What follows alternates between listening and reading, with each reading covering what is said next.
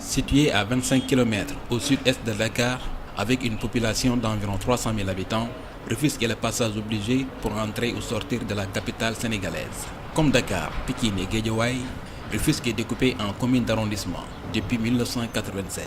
La ville en compte 3, Rufisque Est, Rufisque Ouest et Rufisque Nord. Rufisque a longtemps été la capitale de l'arachide et la Rufisquoise était une huile réputée.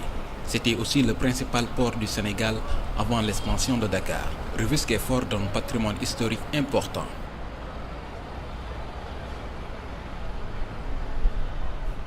Je disais tantôt que la ville de Rufisque, pour la petite histoire, la ville de Rufisque a été créée en 1880, 7 ans après la création de la ville de Saint-Louis et 3 ans avant la création de Dakar.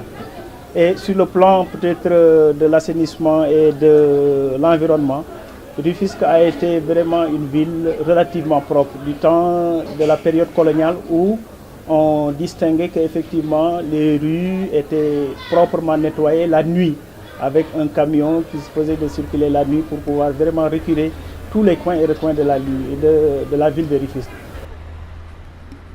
Rufisque était donc une vitrine au Sénégal en matière d'environnement. Aujourd'hui, cette ville incarne l'insalubrité. Oui, on peut dire que Rufisque est une ville très sale même. Pourquoi? Parce qu'il n'y a pas de politique de gestion des déchets et l'assainissement pose problème. Donc les eaux usées sont déversées dans les ruelles. Il n'y a pas de politique de gestion des déchets solides et des déchets liquides. Donc cela favorise vraiment l'insalubrité dans cette ville. Rufisque est la voie balisée pour entrer sur Dakar et sortir sur Dakar qui se trouve être la capitale. Mais les 14 canaux de ciel ouvert donnent une mélasse nauséabonde au point qu'aujourd'hui, peut-être c'est un complexe pour quelqu'un de dire que j'habite la ville de Rufisque. Et maintenant, cette situation est liée à plusieurs facteurs. Il y a en fait le facteur anthropique, il y a en fait le facteur de manque de matériel et d'infrastructures adéquats qui permettent de vraiment répondre à ces besoins récurrents en matière d'assainissement et d'environnement. Vous savez, à Rufisque, chaque individu produit 0,7 kg de déchets par jour.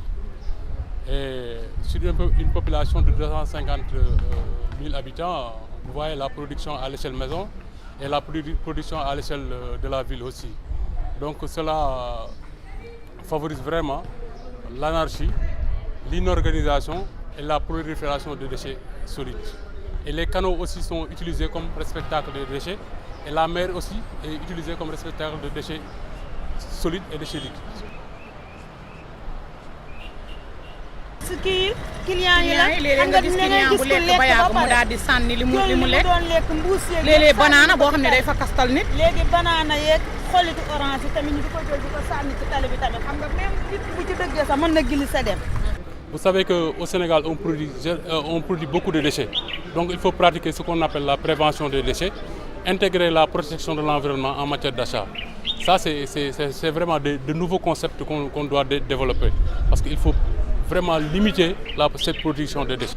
Et aussi engager vraiment une politique de valorisation des déchets avec la cible enfant-jeune. Donc je pense que c'est avec les enfants qu'on devrait commencer à sensibiliser, mais aussi à former pour que cette pratique de valorisation puisse avoir le jour.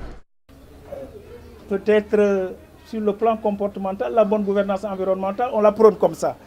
Mais ce n'est pas facile d'adopter la bonne gouvernance environnementale. Et le meilleur cadre adéquat de pouvoir véritablement faire le travail qui s'y est en matière de plaidoyer pour l'environnement, c'est le cadre de l'école. Il faut d'abord, à la base, que les populations soient habituées à faire un plaidoyer qui consiste à avoir au moins un plaidoyer environnemental. Le travail doit démarrer au niveau de la maison, venir ici à l'école et continuer pour que au moins les gens puissent se départir de dire que vraiment c'est-à-dire ça appartient à tout le monde. S'il n'y a pas en fait une action combinée, aussi bien des autorités que des administrés, véritablement la ville de Rufisque ne se départira jamais de son visage et son caractère hideux. Bon, les solutions, c'est d'avoir un bon plan de communication dans un premier temps pour que les populations soient formées, pour que les acteurs aussi soient formés, pour vraiment avoir un changement de comportement citoyen. Donc il faut aussi une bonne politique de gestion des déchets, une bonne politique de gestion des déchets solides et des réseaux d'assainissement. Et aussi essayer de couvrir les canaux, mais avec une technologie bien étudiée. Je pense que si on le fait, on aura une ville vraiment propre.